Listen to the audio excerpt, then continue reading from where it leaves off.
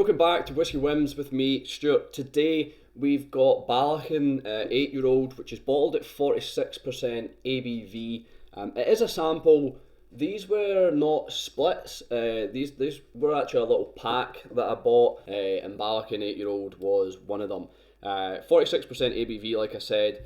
Ballechin, for those of you who aren't aware, Ballechin is Edradour, the same distillery, but just their peated product. So this is sherry, 3 Edradour casks, I believe, 3 unpeated Edradour casks, and 1 peated, which is the Ballechin.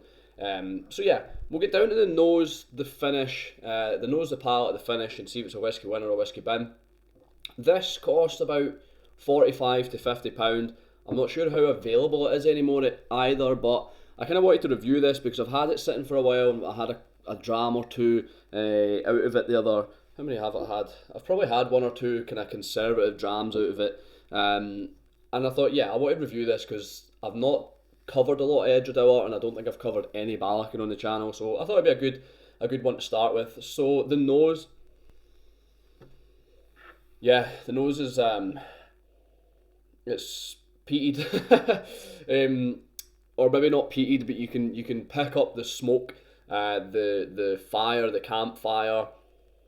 There's like I don't know, it's almost like pork cooking over a kind of coal fire, like on a barbecue or something, and you've got the pork dripping onto the coals, smouldering away. Just try to paint a picture.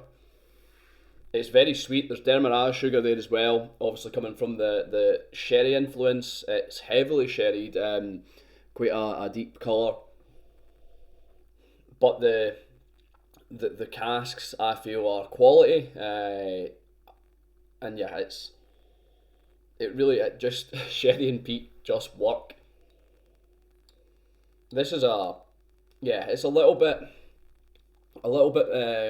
menthol on the nose. It's quite plummy. Yeah, there's definitely plums.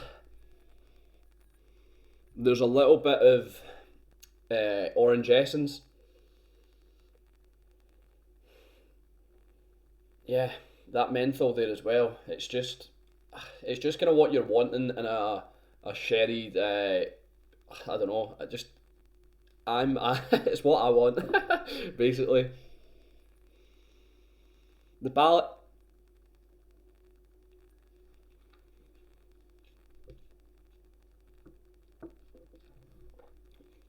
Oh yeah, it's very soft, surprising. It would be interesting to see what this is like at cask strength, but very soft on the palate. There's like a fudgy creaminess to the palate.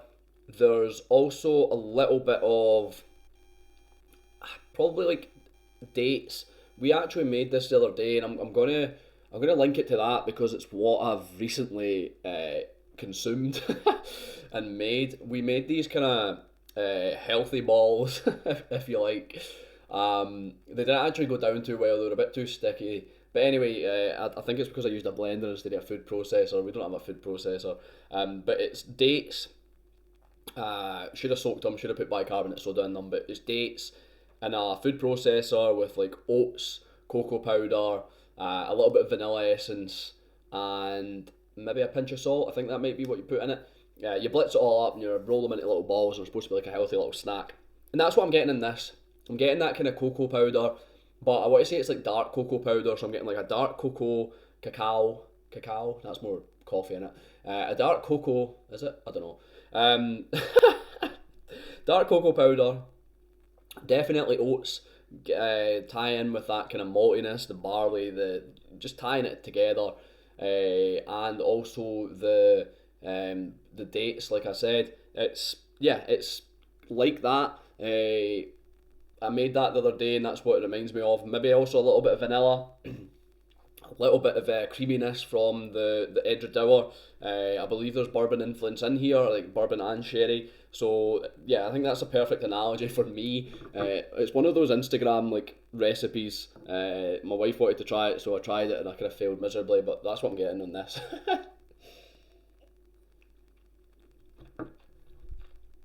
The peat's quite soft as well, surprisingly, but it's initially soft. It then develops. It's not like a punch of peat. It's not explosive. It's, as I said, soft initially, and then it develops into a quite a bold, peaty, almost like dirty reminiscence of Springbank, almost that kind of WD-40 engine oil element, flavours. So yeah, it's very. Could I say it's close to Kilkenny? I think it's closer to like. It maybe is closer to like a Kilkenny. Do you know what? It's not as like bacony, syrupy, sulphury as the Kilkenny 8-year-old that came out and everybody had a load of hype on it and everybody was loving it. But it's close, and it's a decent dram for the price. Decent alternative to Springbank or Kilkenny if you can't get it, or at the time, because it's maybe a little less. It's maybe not as funky or as dirty, but it's hitting the it's hitting that spot for me. It's hitting the mark. The finish is long, more of that dark chocolate. There's raisins, say dark chocolate coated raisins. There's more kind of caramelized, like sugar, caramelized demerara sugar, possibly something like that. There's a little bit of oak. Let's see what else there is. It's actually quite. It is quite dirty in the finish. Quite. Yeah, I don't know. I think just dirty. It's quite earthy. I'm enjoying it. I think this is a really good whiskey, really solid, and I kind of wish I had a bottle. I'm gonna see if they're still available. I don't know if they still do the 8-year-old, but I might check on auction and stuff because this is a solid whiskey. Pardon me. I'm just seeing fluff on the table. So we'll get down to the review, and if you're new here, how I rate my whiskies on 3 factors. Would I buy it again? Do I think it's worth it? And would I recommend it? Would I buy it again? Yeah, I would. I wouldn't mind a bottle of this. Yeah, I can't believe I've been sleeping on this. I know how good Ballechin can be. I wonder what this mark is.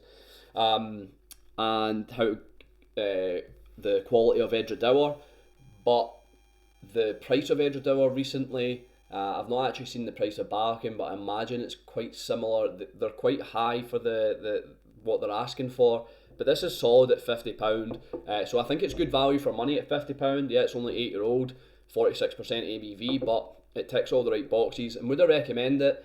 If you're not into peat at the moment, if you're not on a peat journey, if you've kind of made yourself sick of peat, this might be actually one to bring you back round, because I've been off peat for a while, and then I had this, and yeah, I want to get back into the peat train because this is good stuff, really good stuff, fantastic actually, cheap, but good value for money and well tasty. So it's 3 out of 3. It's a Whisky Win. Hope you've enjoyed the video. I've been Stuart. This has been Whisky Whims. I'll see you later.